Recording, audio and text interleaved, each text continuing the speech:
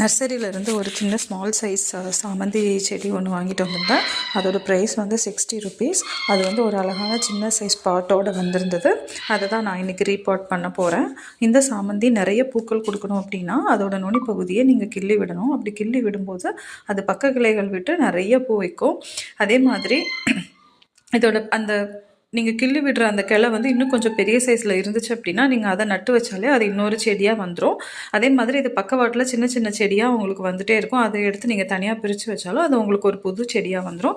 இந்த மாதிரி நீங்கள் சாமந்தி வந்து ப்ராபகேஷன் பண்ணிக்கலாம். நான் சொன்ன இந்த மெத்தடை ஃபாலோ பண்ணி சாமந்தியில் வந்து நிறைய ஃப்ளவர்ஸும் வர வைக்கலாம். நீங்கள் நான் வந்து இதோட அப்டேட்டை வந்து உங்களுக்கு அடுத்த வீடியோவில் போஸ்ட் பண்ணுறேன். இதோட பூக்கள் பூக்கிறதையும் இதோட ப்ராபகேஷன் வீடியோஸையும் நெக்ஸ்ட் வீடியோஸில் நான் அப்லோட் பண்ணுறேன்.